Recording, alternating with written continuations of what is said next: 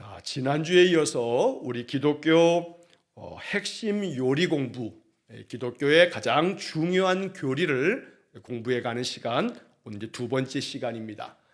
자, 이 수요일 저녁마다 우리가 공부해 가는 것은 웨스트민스터 신앙 고백서라고 하는 것을 우리가 처음부터 마지막 33장까지가 끝인데, 이 모든 내용을 천천히 각 문장마다 그 담겨져 있는 뜻을 우리가 이렇게 살펴가면서 우리의 신앙의 뼈대를 다시 한번 단단하게 만드는 그런 시간이 될 것입니다.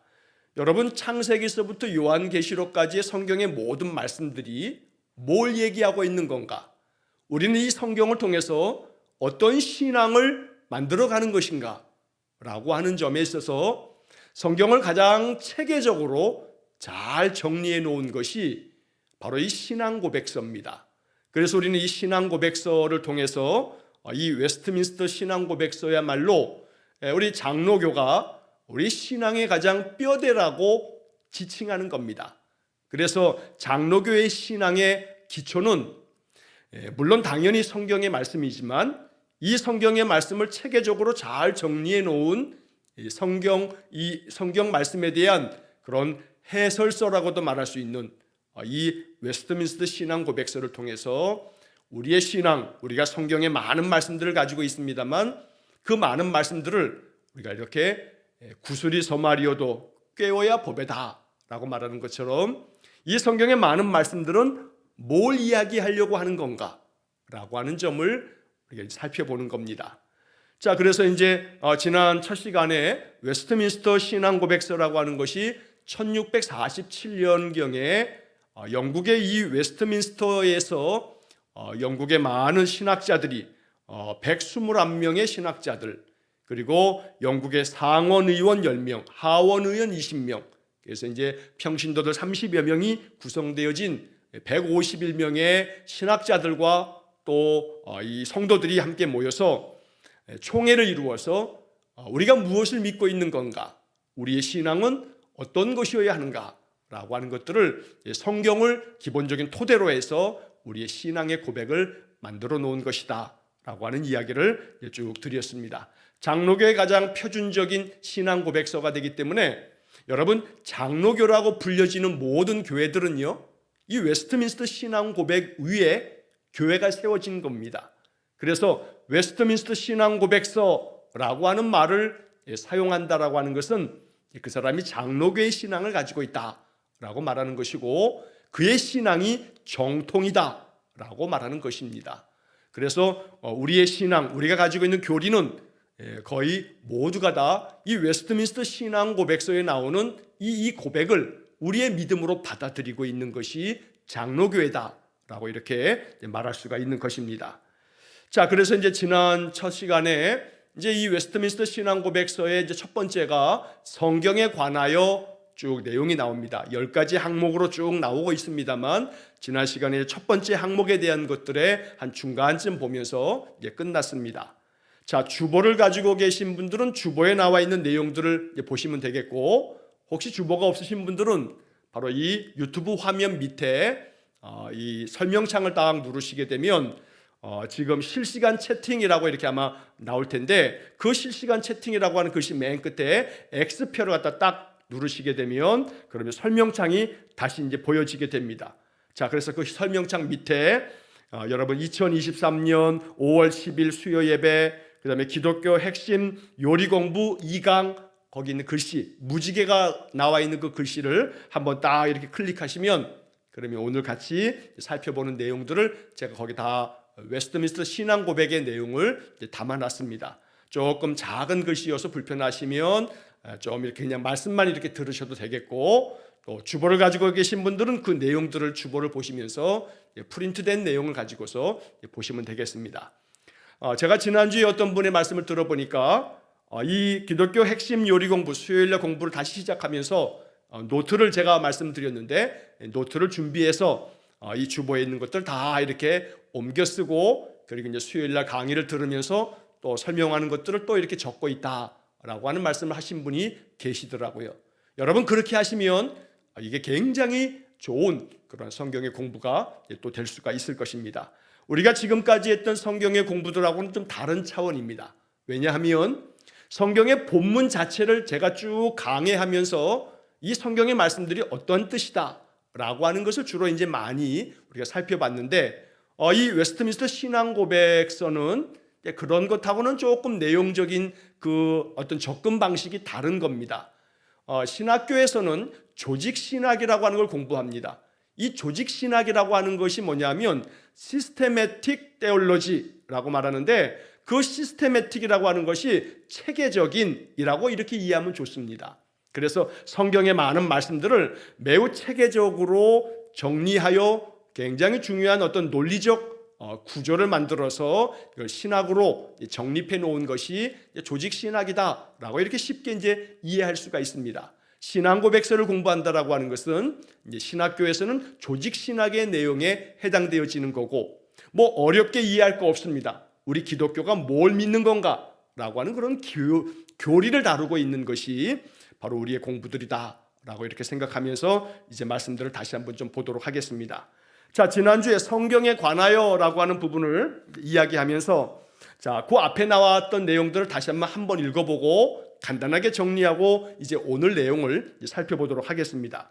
자, 먼저 이제 이런 말로 시작이 됐습니다. 비록 자연의 빛과 창조의 업적과 섭리의 역사가 하나님의 선과 지혜와 권능을 항상 나타내기에 사람이 핑계하지 못할 정도가 된다 하더라도, 자, 좀 말이 좀 어렵죠. 지난주에도 말씀드린 것처럼 이게 신앙 고백서로 문서로 이렇게 만들다 보니까 말이 좀 어렵게 돼 있습니다. 자, 이 자연의 빛이라고 하는 것은 물론 몇 가지로 이렇게 이해할 수가 있습니다. 그 뒤에 나오는 창조의 업적이라고 하는 말도 같은 의미로 또 해석될 수도 있지만, 자, 이 창조의 업적, 하나님이 세상 모든 만물을 창조하셨습니다. 이 세상 만물의 그 창조되어지는 이 피조 세계가 너무나 신묘막측합니다. 다시 말하면 너무나 신기하기 짝이 없죠. 오묘합니다. 이 하나님의 창조 세계라고 하는 것은 이건 그냥 저절로 됐다라고 말하는 게 진짜 무식한 소리라고 아마 할 만큼 저절로 될 수가 없는 그런 이 피조 세계의 모습을 갖게 되는 겁니다. 여러분, 작은 꽃 하나하나, 이름도 알지 못하는 저 들에 펴 있는 꽃들이, 그리고 저 바다 깊은 곳에 그 수많은 물고기들과 그 작은 물고기 하나하나 가지고 있는 그 색깔들과 이런 모든 것들이, 이게 다 그냥 저절로 됐다. 그냥 어떻게 우주가 가스가 빵 폭발하는 빅뱅, 이 우주가 가스가 팽창하면서 그러면서 이 우주가 만들어지고, 그러면서 우리 이 태양계 전체 안에 지구라고 하는 별 안에 이렇게 많은 생명체들이 저절로 됐다. 이런 모든 색깔들이 저절로 색깔이 이렇게 예쁘게 만들어졌다. 여러분, 이렇게 생각하는 게 이게 합리적이겠습니까? 아니면 우리가 알지는 못하지만 조물주라고 불러도 좋아요. 창조주 하나님, 모든 세상 모든 물질을 만드신 그 어떠한 신이 있다라고 이해하는 게 이게 더 합리적이겠습니까? 자, 조그만한 이 지구 안에도 5만 가지 엄청나게 많이 헤아릴 수 없는 생명체들이 다양한 빛깔과 다양한 생명 활동을 통해서 그들이 번식하고 살아가는 모든 것들이 저절로 되어졌다, 자연적으로 됐다, 이런 말들은 아마 더 납득하기 어려울 겁니다. 우리가 다만 알지 못할 뿐 이 세상 모든 만물을 창조한 손길이 있을 거다라고 이렇게 바라보는 것이 아마 더 이해할 수 있는 합리적인 그런 내용이 될 것입니다. 자, 그러다 보니 우리 인간에게는 자연의 빛이라고 했을 때 이 자연의 빛이라는 말을 또 어떤 번역에서는 본성의 빛이라고 이렇게 말하기도 합니다. 인간에게는 본성이 있습니다. 인간에게는 양심도 있고 이 인간이 가지고 있는 이성이 있습니다. 사고할 줄 아는 이성이 있는 겁니다. 그래서 인간이 가지고 있는 이 본성과 또 그 이성이, 또 양심이 이 세상을 바라보면서 그 창조하신 업적과 또 하나님께서 세상 만물을 운행하시는 하나님의 그 섭리, 이런 모든 역사를 바라볼 때 우리 인간들이 핑계할 수 없을 정도로 이거는 창조주 하나님의 손길이다. 이건 하나님의 지혜가 담겨 있는 거다. 하나님의 능력이 이 속에 있다 라고 이렇게 핑계할 수 없는 그런 모습으로 하나님께서 항상 하나님의 능력을 세상의 모든 만물 속에 나타내셨다라고 말하는 겁니다. 그래서 핑계할 수가 없는 겁니다. 자, 그런데 아무리 이것이 이 세상 모든 만물에 대한 하나님의 능력을 나타내는 것이기 때문에 인간들이 도무지 핑계할 수 없는 그러한 것이 되지만, 그런데 그렇다 할지라도 그것들은 구원에 필수적으로 필요한 하나님에 대한 지식, 우리가 구원을 얻으려면 반드시 있어야 될 것이 하나님에 대해서 알아야 되고, 그리고 그 하나님의 뜻이 무엇인지, 하나님이 구원을 이루실 때 어떻게 그 구원을 이루어 가시려고 하시는지, 그 하나님의 계획, 그 하나님의 뜻에 대한 지식을 알 수는 없다는 겁니다. 충분하지 않다는 겁니다. 자, 그래서 세상에 아주 신기하기 그지없는 이 세상 모든 만물을 바라보면서 인간이 핑계할 수 없을 정도로 창조주가 계시는구나 라고 하는 것을 알 수 있을지는 몰라도 그 점에서는 충분하지만, 그러나 구원에 있어서는, 구원을 얻는 데 있어서는 이 자연의 모든 만물들로만 우리가 알 수가 없다. 그래서 앞에 나오는 것은 우리가 지난주에 제가 일반 계시라고 하는 말씀을 드렸습니다. 예수를 믿는 자나 그렇지 않는 자나 세상 모든 사람들이 하나님께서 이 만드신 피조 세계를 바라보면서 신이 있구나, 이 창조주가 있구나 라고 하는 것을 느낄 수 있을지는 몰라도 우리 인간들을 구원하는 그 구원의 역사를 알 수는 없다. 거기에는 충분하지 않다라고 말하는 겁니다. 자, 그리고 난 다음에 이제 하는 말씀이, 그렇기 때문에 그러므로 주님은 여러 기회, 여러 가지 방법으로 자신을 계시하고 교회에게 자기의 뜻을 선포하기를 기뻐하셨다. 그래서 구약으로부터 지금까지 이르도록 하나님께서는 여러 가지 방법으로 여러 시대에 걸쳐서, 어떨 때는 꿈으로, 어떨 때는 환상으로, 어떨 때는 또 다른 어떤 놀라운 초자연적인 그런 역사하심으로 하나님의 뜻을 나타내셨다는 겁니다. 자, 그렇게 하나님께서 자기 자신을 여러 가지 방법으로 계시하셨다. 이 계시라고 하는 것은 하나님을 나타내 보여주시는 건데, 하나님을 알려주시는 것. 인간이 신을 알 수는 없지만 하나님께서 우리 인간에게 하나님 자신을 알려주시는 여러 가지 방법들로 그렇게 자기 자신을 나타내 주셨다는 겁니다. 자, 그런데 이제 그랬던 방법들을, 자, 이제 오늘 본문의 말씀에서 이제 그 다음 이제 오늘 새롭게 하는 것은 그 다음 내용인데, 나중에는 진리를 더 잘 보존하고 전파하시기 위하여, 그리고 육신의 부패와 사탄과 세상의 악에 맞서서 교회를 더 견고하게 건설하고 또한 위안하시기 위하여 그 모든 것을 기록해 두기를 기뻐하셨다. 한마디로 말하면 하나님께서 여러 기회, 여러 가지 방법으로 자기 자신을 계시해 주셨는데, 그런데 이제 나중에는 이런 모든 진리를 더 잘 보존하기 위해서 기록을 남겨주셨다는 겁니다. 자, 하나님께서 하나님의 그 놀라운 뜻과 그 역사들을 잘 보존하고 이것들을 잘 전파하도록 하기 위해서 기록을 해주셨다. 하나님의 뜻을, 하나님의 말씀을 기록해 주셨다. 또 이것은 육신의 부패, 우리 육신의 타락, 우리 육신이 죄 가운데 빠져서 죄악 가운데로 더 치달아서 하나님의 구원에서 점점 멀어지는 거, 이런 것들을 막기 위해서, 그래서 육신의 부패로부터 또 사탄으로부터 세상의 악한 것들로부터 이런 것들을 맞서 싸워야죠. 구원받을 백성이 되려면. 그래서 하나님 백성으로서 육신의 부패하는 죄 가운데 빠지는 것, 사탄이 끊임없이 우리를 넘어뜨리려 할 때 그런 모든 영적 전쟁에 대해서, 이 세상의 악한 것들에 대해서 맞서기 위해서, 그러기 위해서 교회를 더 견고하게, 아주 견고하게 건설하기 위해서, 그리고 교회와 성도들을 위안하기 위해서, 즉 위로하기 위해서, 교회 성도들을 위로해 주시기 위해서 하나님께서는 기록해 주셨다는 겁니다. 뭘 기록해 주셨냐면 하나님의 모든 계시를 우리에게 기록해 주셨다. 모든 것을 기록해 두기를 기뻐하셨다. 그래서 하나님의 계시가, 하나님의 뜻과 하나님의 모든 경륜이, 하나님께서 인생들에게 하시고 싶어하는 모든 말씀들이 기록이 되었다라고 말하는 것입니다. 자, 그래서 이제 그 밑 옆에 보시게 되면 성경 구절들이 쭉 이렇게 기록이 되어져 있습니다. 자, 먼저 잠언 22장 19절로 21절의 말씀이 나오는데, 잠언 22장 19절로 21절의 말씀에 보면 이런 말씀이 기록되어 있습니다.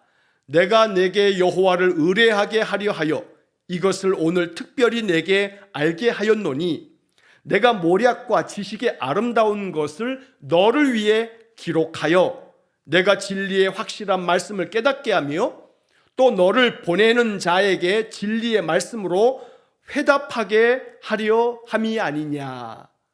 자, 이 잠언 22장 19절로 21절의 말씀을 통해서 하나님께서는 우리에게 특별히 하나님께서 우리에게 하나님을 알려주시기 위해서 너를 위해서 기록해 주었다라고 하는 그런 말씀이 나옵니다. 진리의 말씀을 확실하게 깨닫게 하기 위해서, 이 진리의 확실한 말씀을 깨닫게 만들어 주려고 하나님께서 택하신 방법이 뭐냐면 그 진리의 말씀을 기록해 주셨다라고 하는 겁니다. 그래서 우리는 이 기록된 성경을 하나님의 말씀으로 믿는 겁니다. 우리가 많이 들어왔던 얘기입니다. 성경은 하나님의 말씀의 기록이다, 기록된 하나님의 말씀이다 라고 하는 것을 아마 교회에서 많이 들어왔을 겁니다. 그 많은 이야기들이 바로 이 웨스트민스터 신앙 고백의 제1장의 첫 번째 항목에 나오는 겁니다. 하나님께서 이 세상의 모든 진리를 더 잘 보존하고 이걸 더 잘 전파하고 성도들로 하여금, 하나님 백성으로 하여금 육신의 부패에 맞서기 위해서, 사탄과 맞서기 위해서, 세상의 악한 것들과 맞서기 위해서, 그래서 우리의 신앙을 굳건하게 지키기 위해서, 우리를 위해서 성경의 모든 진리의 말씀들을 담아서 이 성경을 기록해 주셨다.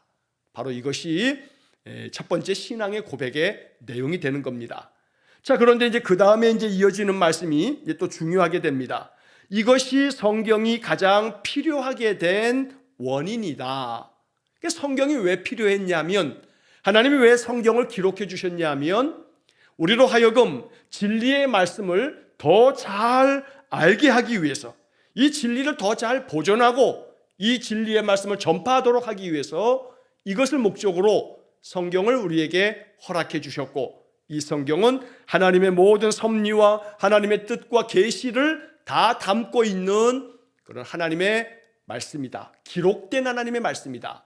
그래서 바로 이 첫 번째 이 신앙 고백에서는 성경이 하나님의 뜻과 진리가 담겨져 있는 기록된 하나님의 말씀이다. 이게 바로 이 첫 번째 항목의 가장 중심이 되는 내용입니다.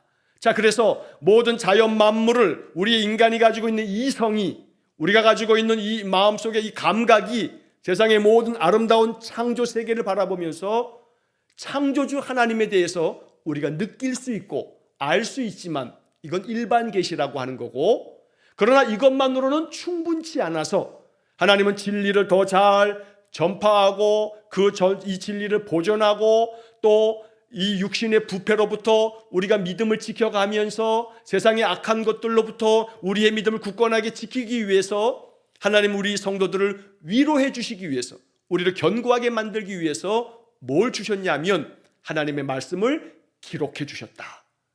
이 기록해 주신 이 말씀이 그래서 정말로 중요하고 필요한 것이다. 성경이 필요한 이유가 바로 여기에 있다라고 이렇게 말씀하고 있는 것입니다. 자, 디모데후서 3장 15절의 말씀이 제시가 되어 있는데, 디모데후서 3장 15절에 이런 말씀이 나옵니다. 또 어려서부터 성경을 알았나니 성경은 능히 너로 하여금 그리스도 예수 안에 있는 믿음으로 말미암아 구원에 이르는 지혜가 있게 하느니라. 그러니까 구원에 이르는 지혜, 구원을 얻게 되어지는 지혜가 어디에 있냐면 성경에 있다. 그러니까 자연 만물을 통해서는 하나님의 그 구원 역사에 대해서는 충분히 알 수 없다. 이걸 충분히 알려면 뭐가 필요하냐면 성경이 필요하다라고 하는 이야기를 하는 겁니다. 자, 이제 그 다음에 맨 마지막 문장을 이제 주목하셔야 됩니다.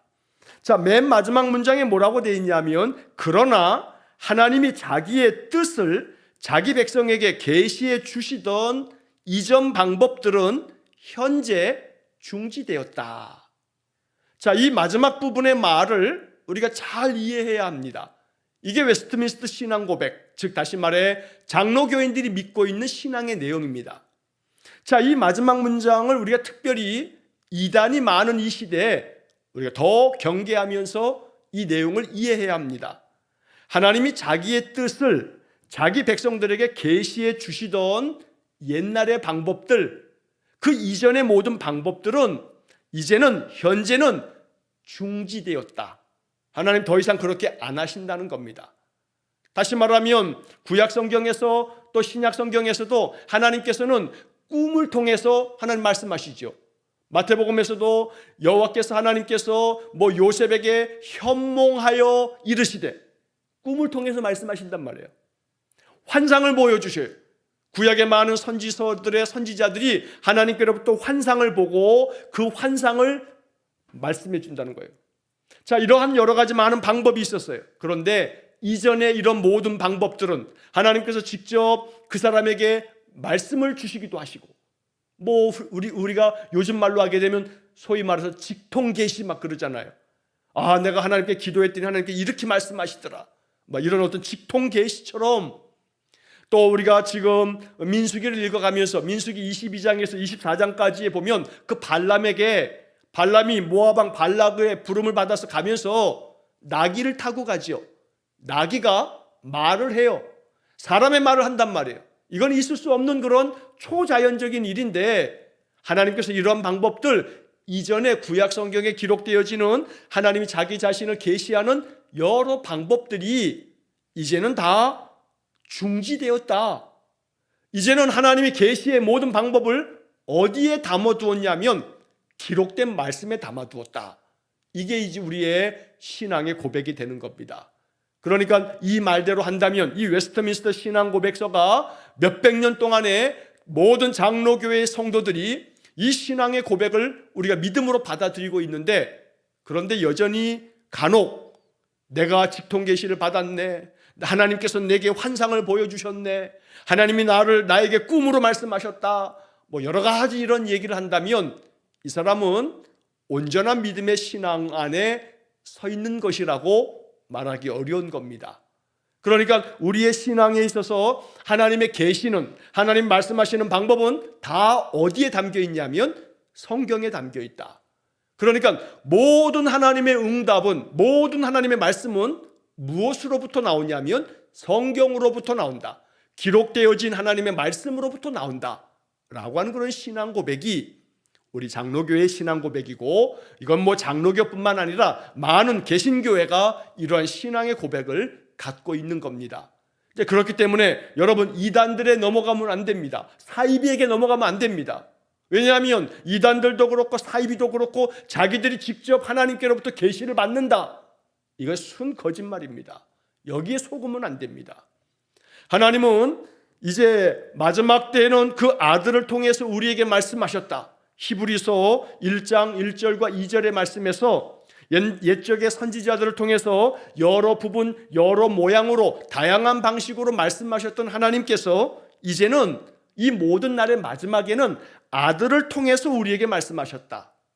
아들을 통해서 말씀하셨다는 것은 예수님께서 이 땅에 오셔서 우리에게 말씀을 들려주시고 우리에게 계시의 모든 말씀을 가르쳐 주심으로써 이제 하나님의 모든 말씀이 성령의 감동으로 기록된 이 기록된 성경 속에 하나님의 모든 말씀이 담겨 있다라고 우리가 믿음을 고백하면서 이것이 신앙의 정통이라고 모든 세계 교회가 몇백 년 동안에 이러한 믿음을 만들어 왔던 겁니다. 이게 정통입니다. 여러분, 이 정통한 신앙을 우리가 알아야 됩니다. 그러야만 여러 이단들이, 사이비들이 뭔가 어떤 소리를 했을 때 계시를 받았네, 또 이것은 이러이러한 뜻에서 하나님이 우리에게 이렇게 계시해 주신 거네, 엄한 소리를 하게 되면 저거 다 이단이요 사이비구나 라고 하는 분별을 갖게 되어지는 겁니다. 하나님의 모든 계시는 이제 그 자기 백성에게 계시하던 이전의 모든 방법들은 중지되었다. 오직 기록된 하나님의 말씀, 성령의 감동으로 우리에게 기록해 주신 이 성경의 말씀만이 하나님이 우리에게 말씀하시는 통로가 된다라고 이렇게 보는 것입니다. 이것이 바른 교회의 믿음입니다. 이 믿음을 온전하게 가져야 되는 것입니다. 자, 이제 그 다음에 이제 주보에 보시게 되면 이제 그 다음 내용이 이제 두 번째 항목이 나옵니다. 자, 두 번째 항목에서는 이건 우리가 쉽게 지나갈 수 있는 건데 한두 가지만 이야기하면 될 겁니다. 자, 성경 또는 기록된 하나님의 말씀이라는 명칭하에 현재 신구약 성경의 모든 책이 포함되어 있다. 그 책은 다음과 같다. 그래서 이제 창세기서부터 말라기까지 구약 성경 39권, 또 마태복음에서 요한계시록까지 신약 성경 27권. 이 성경의 말씀들은 하나님께서 기록해 주신 기록된 하나님의 말씀이다. 자, 강단에서 목사가 설교를 하면 이건 선포된 하나님의 말씀이다 라고 말합니다. 하나님께서 목사의 마음에 감동을 주어서 성경의 말씀의 뜻을 해석하고 이 성경이 우리에게 어떤 교훈을 주는지 이것을 말씀으로 전할 때 이것은 선포된 하나님의 말씀 이렇게 말하는 거고, 하나님의 말씀을 정말로 우리에게 성령의 감동으로 그 옛날 믿음의 선진들이 하나님의 말씀으로 기록해 놓으신 이 성경은 기록된 하나님의 말씀이라고 말씀하는 겁니다. 하나님께서 그 자신을 계시하는 방법이 기록된 말씀으로 또 선포된 말씀으로 하나님 자기 자신을 계시합니다. 그리고 또 이제 장로교회에서 나중에도 이제 우리가 보겠습니다만 또 다른 하나의 방법으로 하나님의 계시의 통로는 바로 우리로 하여금 먹고 마시는 성찬의 예식을 통해서 우리에게 하나님이 하나님 자신을 나타내신다라고 하는, 그래서 성찬이 가지고 있는 영적인 이 의미가 대단히 깊은 것입니다. 자, 그래서 오늘은 우리가 기록된 말씀으로서의 이 성경이 바로 구약과 신약 이 39권, 27권 합해서 66권, 이것을 교회는 정경, 가장 중요한 우리의 신앙의 말씀으로서의 하나님의 말씀으로서의 성경, 이것은 바로 이 66권 성경을 우리가 정경으로 선택을 하는 겁니다. 자, 그런데 이 하나님의 말씀은 그 뒤에 보시게 되면 뭐라고 어떤 말이 붙어 있냐면 이 모든 책은 하나님의 영감으로 주어진 것으로 믿음과 삶의 기준이 된다라고 이렇게 되어 있습니다. 그 다음에 성경 구절들이 옆에 쫙 나옵니다. 자, 이 성경 구절들 하나하나가 다 중요한 구절들입니다. 여러분들이 성경 구절들을 좀 찾아보시게 되면 충분히 이해할 수 있는 것들이고, 제가 중요한 몇몇 가지들만을 좀 말씀드리면서 이제 지나가는 겁니다. 자, 거기 맨 마지막에 보면 디모데후서 3장 16절이 나옵니다. 유명한 말씀이고 너무나 잘 아는 말씀이죠. 자, 디모데후서 3장 16절에 보면 모든 성경은 하나님의 감동으로 된 것으로 교훈과 책망과 바르게 함과 의로 교육하기에 유익하니, 이런 말씀이 이어집니다. 여기서 모든 성경은 하나님의 감동으로 기록되었다라고 말하고 있습니다. 하나님의 감동으로 되었다. 자, 그러면 이 하나님의 감동으로 되었다라고 하는 이 말을 우리 지금 이 웨스트민스터 신앙고백에서는 모든 책은 하나님의 영감으로 주어진 것이다 라고 되어 있습니다. 하나님의 영감, 영적인 감동을 말하는 겁니다. 자, 이 영적인 감동이라고 했을 때 이 영감이라고 하는 말은 뭐냐면 숨을 불어넣는 것을 말하는 겁니다. 그러니까 아담과 하와를 만드시고 사람을 만드시고 창세기 2장에 보면 흙으로 사람을 만드시고 그 코에 생기를 불어넣으시니 사람이 생명이 된지라. 자, 이 창세기 2장에 나오는 사람을 창조하실 때 하나님의 모습은 그 사람에게 생기를 불어넣었다 라고 이렇게 말씀하는데, 바로 이 영감이라고 하는 게 바로 그런 겁니다. 하나님께서 성경 기록자들의 마음속에 성령을 불어넣으셔서 성령을 충만하게 주심으로 그 성경 기록자들이 자기가 가지고 있는 시대, 자기들이 사용했던 언어, 자기들의 문화와 사고방식, 이런 것들을 토대로 해서 하나님께서 주신 그 감동에 따라서 하나님의 말씀을 기록을 한 겁니다.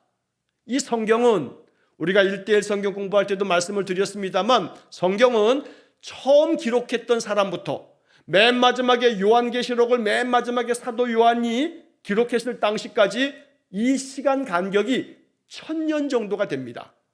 제일 먼저 기록했던, 예를 들어서 모세로부터 만약에 기록됐다 그러면 그 모세로부터 저 사도 요한까지의 그 간격이 거의 1000년이 넘는다는 겁니다. 그러는 동안에 이 성경을 기록했던 성경의 기록자가 몇 명이 되냐면 40명이 넘습니다. 거의 40여 명이 넘는 사람들이 1000년의 그 시간의 간격 동안에 저 구약 성경 제일 먼저 기록된 그 시대부터 신약 성경 맨 마지막에 기록된 시대까지를 처음부터 끝까지 연대를 계산하면 한 1000년 정도의 시간 차이가 있는 겁니다. 그럼에도 불구하고 66권의 성경은 오직 하나의 주제, 예수 그리스도, 오신 메시아, 이 옛날의 하나님의 약속, 새로운 하나님의 약속, 바로 하나님의 약속이라고 하는 하나의 중심 주제를 가지고 인간의 구원 역사를 기록하고 있다는 겁니다. 그러니까 1000년 동안에 40여 명의 기록자에 의해서 기록됐지만 내용이 다 달라야 될 것 같지만 그 내용 속에 흐르는 중심 주제가 하나로 통일되어 있다는 겁니다. 이것이 성경이 단순히 인간이 그냥 만들어 놓은 어떤 역사 이야기가 아니고 이건 하나님의 말씀으로, 하나님의 영에 감동된 하나님의 살아있는 진리의 말씀으로 이 말씀이 기록된 것이다 라고 이렇게 우리가 믿음으로 이 말씀을 보게 되는 겁니다. 자, 그래서 이 모든 성경의 말씀은 하나님의 영감으로 주어진 것이기 때문에, 하나님이 기록자들의 마음속에 성령의 감동을 주어서 기록한 것이기 때문에 모든 성경은 하나님의 말씀이다. 하나님께서 직접 하시는 모든 계시된 말씀이다. 자, 그래서 이 말씀들은 뭐의 기준이 되냐면 우리의 믿음과 우리의 삶의 기준이 된다. 여러분, 여기에다가 주보가 있거나 또 이걸 노트에다 옮겨 적으신 분들은 여기에 좀 밑줄도 좀 거놓으시고 별표도 좀 쳐놓으시고 표시를 하면 좋겠습니다. 믿음과 삶의 기준이 된다. 이게 중요한 겁니다. 성경은 하나님의 계시가 담겨져 있는 진리의 말씀인데, 하나님의 말씀인데, 이 말씀을 통해서 우리는 우리의 믿음과 우리의 삶의 모든 것에서 기준이 된다는 겁니다. 그러니까 우리가 인생을 살아갈 때 모든 인생의 삶의 이야기들을 성경 속에서 이 성경에 담겨있는 진리를 발견함으로써 내가 어떻게 살아가야 하는가라고 하는 문제를 깨닫게 되어진다는 겁니다. 믿음의 삶에 있어서 어떤 믿음을 하나님이 요구하시나, 우리가 인생을 살면서 믿음은 어떤 믿음이 되어야 하는가, 이런 모든 것들을 가르쳐주는 것이 바로 성경이다. 이것이 하나님의 감동으로 되어진 성경에 살아있는 하나님의 말씀이다 라고 말하는 것입니다. 자, 여기서 우리가 이제 한 가지 오해하지 말아야 할 것은 성경은 우리 인생의 삶의 모든 이야기를 다 적어 놓고 있는 건 아닙니다. 예를 들어서 자녀를 키울 때 자녀를 어떻게 키워야 되나, 얘를 어느 대학에 보내야 되나, 얘를 어떻게 그 진로를 결정해야 하잖아, 이런 삶의 제각각의 모든 형편들을 다 적어 놓고 있는 건 아니지요. 그러나 자녀들을 양육함에 있어서 믿음의 성도들은 그 부모로서 자녀를 어떤 마음으로 가르쳐야 하고 키워야 되는지 성경은 원리를 담고 있는 겁니다. 그래서 성경의 말씀을 통해서 우리는 많은 영적 교훈을 얻으면서 자녀를 교육시키는 거나 또 인간관계를 맺을 때나 또 우리가 어떤 인생의 삶의 계획을 할 때나 나의 삶의 모든 영역에 있어서 내가 어찌하면 좋은가, 나의 삶을 어떻게 해나가야 되는가 라고 하는 문제에 있어서 성경은 우리에게 다양한 사건과 다양한 이야기가 적혀 있지만 이 말씀들을 통해서 우리에게 깨달음을 주시는 겁니다. 나의 삶의 문제들에 대한 열쇠를 제공해 주는 겁니다. 자, 여러분, 옛날에 우리가 한때 이제 그 만능 열쇠 이런 거 들어보신 적이 있는 분 계실 겁니다. 이 만능 열쇠라고 하는 것이 참 기가 막히게 어떤 자물쇠도 이 만능 열쇠를 딱 꼽아가지고 이렇게 조금 이렇게 조절을 해가지고 탁 하면 이게 열립니다. 저도 이제 기억에 옛날에 그 학교 다닐 때 중학교쯤 아마 그쯤을 기억되는데 한때 그때 이 만능 열쇠 이런 게 아주 참 학생들 사이에서 아주 유행하던 때가 있습니다. 그러면 이 쇠톱이죠, 쇠톱. 철물점에서 이렇게 쇠톱 톱인데 이렇게 얇은 거 이렇게 생긴 이렇게 쇠톱을 가져다가 쇠톱을 이렇게 잘라가지고 그걸 갖다가 이제 끌로 이렇게 갈아요. 그래서 친구들 중에 이 만능 열쇠를 자기가 만든다 그러면서 이렇게 끌로 갈아가지고 그 열쇠 모양으로 이렇게 어떻게 만들어 놓으면 그게 어떤 자물쇠도 끄떡 집어넣어가지고 걔가 이렇게 하게 되면 신기하게도 열려요. 자, 이 만능 열쇠라고 하는 것이 한때 그렇게 이제 많은 사람들이 만능 열쇠 막 이런 말을 한 적이 있습니다. 자, 우리가 신앙의 삶에 있어서 성경은 나의 삶의 많은 문제들을 해결할 수 있는 지혜를 가져다 주는, 인생의 많은 문제들 어떤 태도, 어떤 마음가짐, 또 어떤 자세를 가지고 살아가야 되는가라고 하는 것들을 가르쳐주는 원리가 되기 때문에 이게 삶의 기준이다라고 이렇게 말하는 겁니다. 자, 그래서 성경은 과학책이 아닙니다. 과학적인 현상을 설명해 주는 게 아닙니다. 성경은 경제서가 아닙니다. 경제를 어떻게 해야 되는가라고 말하는 건 아닙니다. 자, 성경은 오직 하나님께서 우리 인생들에게 말씀하신 구원의 길을 가르쳐 주는데 이 말씀 속에는 인생을 살아가는 데 있어서 수많은 원리가 이 말씀에 담겨져 있기 때문에 믿음과 삶의 기준이 된다라고 말하는 겁니다. 그래서 창세기서부터 요한계시록까지의 모든 말씀을 열심히 읽고 그 말씀의 뜻을 계속해서 음미하고 그리고 그 말씀을 마음속에 자꾸 받아들이면서 말씀 가지고 기도하다 보면 여러분 기가 막힌 현상이 나타납니다. 그 뭐냐면 하나님의 말씀이 살아 움직이는 역사하는 힘이 있어서 이 말씀들이 앞서도 나와 있는 것처럼 이러한 성경의 말씀들을 기록하게 하심으로써 우리를 위안하시기 위하여, 위로하시기 위하여, 즉 성경의 말씀들이 우리에게 기가 막힌 마음의 위로가 되고 용기가 되고 또 지혜를 가져다 주며 성경의 말씀을 통해서 우리의 인생의 문제를 해결해 갈 수 있는 그런 아주 능력이 만들어지는 겁니다. 성경의 이 능력은 이게 진리의 말씀으로 하나님이 여기에 하나님의 감동, 하나님의 성령을 담아두셨기 때문에 나타나는 그러한 역사들입니다. 자, 그래서 우리가 교회에서 1년에 한 번씩 성경을 통독하고 그리고 또 구약성경대학에서 성경 각 권을 더 깊이 있게 공부하고 그리고 여러 가지 방법으로 이 성경의 말씀들을 제가 이렇게 말씀 시간에 매일 성경으로 매일 아침 강해를 하고 이러면서 성경을 깊이 알아가면서 성경의 그 뜻을 음미하면서 이 말씀의 의미를 깊이 되새기다 보면 성령께서 우리가 이렇게 바라보았던 것들보다 더 깊은 영적인 깨달음을 주실 때가 있습니다. 그리고 그 성경의 말씀이 우리의 마음을 치유하는 능력이 되기도 합니다. 이 성경의 말씀은 하나님의 능력이 담겨져 있기 때문에 이 성경을 통해서 우리의 믿음과 우리의 삶의 모든 지침을 여기서 얻을 수가 있게 된다는 겁니다. 그렇기 때문에 성경을 사모하고 성경을 더 가까이에 두고 이 성경 속에서 나의 삶의 그 모든 길을 찾는 그런 사람들이 그리스도인인 겁니다. 성경은 나의 인생의 길을 만들어 줍니다. 하나님께로 나아가는 생명의 길을 만들어 주는 것이 성경입니다. 그래서 우리 개신교회는 또 우리 장로교회는 이 웨스트민스터 신앙고백을 통해서 성경이야말로 하나님께서 우리에게 주시는 특별한 계시의 선물이다 라고 이렇게 믿음으로 고백하면서 이 성경을 통해서 우리의 신앙이 아주 견고하게 되어지면서 이걸 통해서 우리는 하나님의 놀라운 축복을 이 성경의 말씀을 통해서 경험하게 되는 것입니다. 자, 그래서 지금까지 교회의 역사 가운데 이 성경을 통해서 인생이 바뀌고 성경을 통해서 하나님을 만나고 성경을 통해서 능력을 받고 성경을 통해서 지혜롭게 자신의 모든 인생을 펼쳐가는 그런 성도들의 역사가 지금 2000년 동안의 이 교회 역사 가운데 어마어마하게 많은 간증이 있는 겁니다. 이건 거짓이 아닙니다.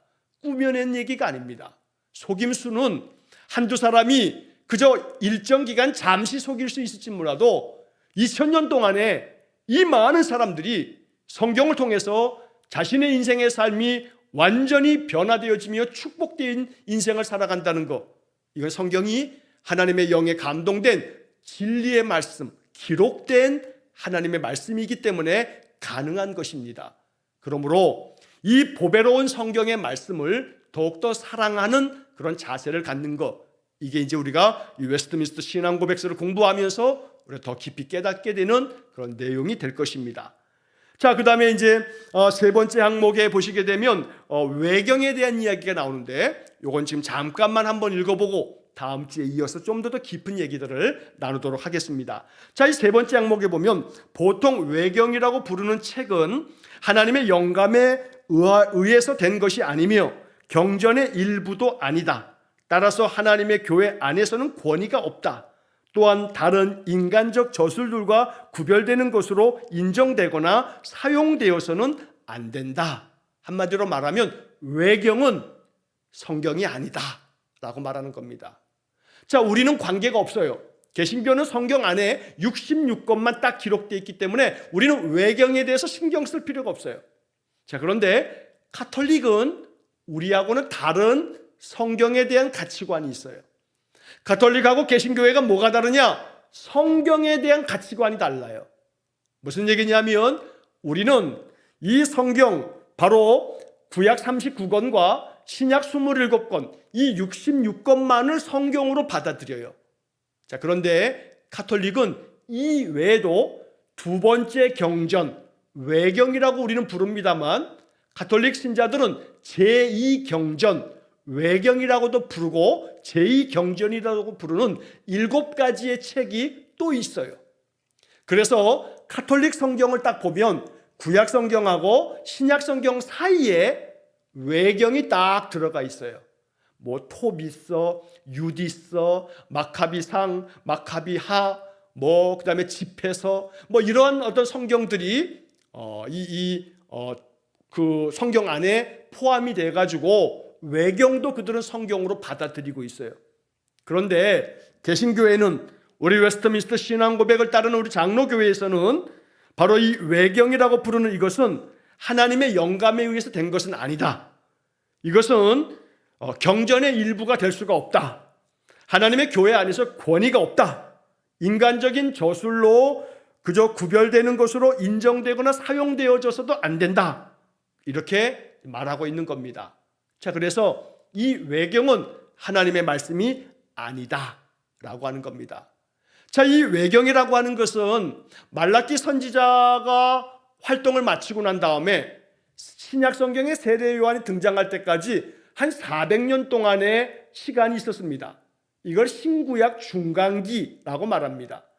자, 이 400년 동안에 많은 그런 어떤 역사들이 펼쳐졌는데, 그때 신앙의 사람들 가운데서 하나님이 우리에게 이렇게 찾아오셨다, 역사하셨다, 이런 것들을 적어 놓은 책들이 있는데, 그 중에 한 7개 정도를 외경으로 이 가톨릭은 받아들인 겁니다. 말씀드렸던 유디서, 토비서, 마카비서, 또 뭐 집회서, 뭐 여러 가지 것들이 이렇게 있습니다만, 그런데 여기에는 더러는 막 천사들에 대한 얘기가 나오고, 또 좀 그 내용이 미신적이고, 또 그 교훈적인 내용에 있어서 좀 벗어난 것도 있고, 그래서 이것을 경전으로 받아들일 수 없다라고 이렇게 개신교회는, 기독교는 그렇게 정했던 건데, 이 가톨릭 교회는 1546년에 트렌트 종교회의에서 이 제2경전이라고 부르는 외경을 자기들의 성경으로 받아들이게 됩니다.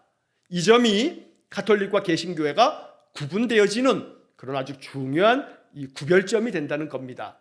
우리 개신교회는 오직 이 66권만이 하나님의 감동으로 기록된 성경이다 라고 이렇게 믿는 것이 우리 기독교 신앙의 내용이 됩니다.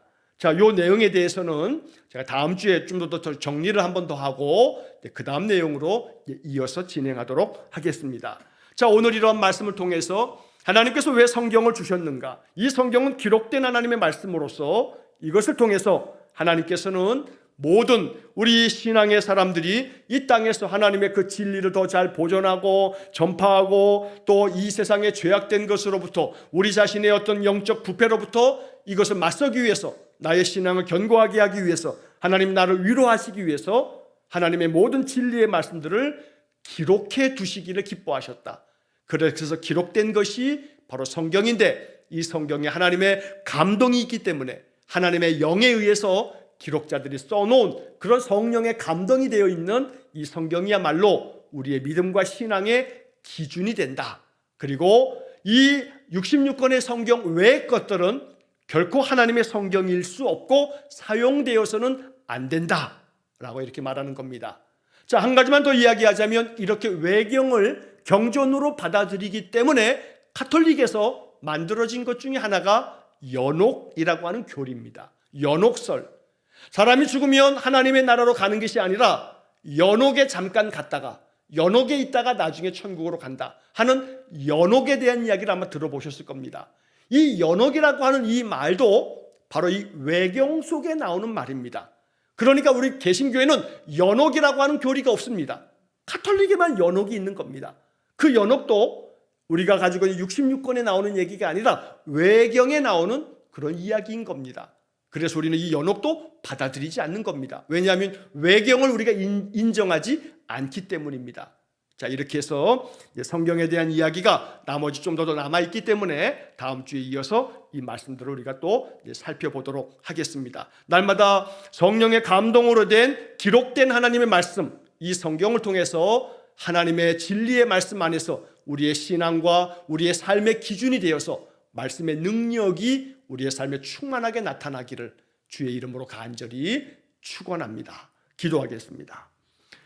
진리의 빛인 성경의 말씀은 하나님의 말씀이 기록된 것이기에 이 기록된 성경의 말씀을 통해서 하나님의 뜻을 깨닫고 발견하고 그래서 그 말씀을 통해서 우리의 믿음과 삶을 기준으로 삼아서 이 말씀이 주는 영적인 능력을 가지고 인생에 승리하는 삶을 살기를 간절히 원합니다. 성경의 말씀을 하나님 더욱더 사랑하고 더 사모하고 성경 속에서 하나님의 능력을 부여받는 귀한 성도들 되게 해 주옵소서. 우리의 믿음을 굳건하게 세우시기를 간절히 바라며 예수님 이름으로 기도하옵나이다. 아멘. 우리 구주 예수 그리스도의 은혜와 하나님 아버지의 극진하신 사랑과 성령의 교통하심이 웨스트민스터 신앙 고백을 통해서 우리의 신앙을 바르게 세워서 성경의 말씀 위에 단단히 선 굳건한 믿음으로 인생의 삶을 살아가기를 소원하며 기도하는 머리 숙인 귀한 성도들 위해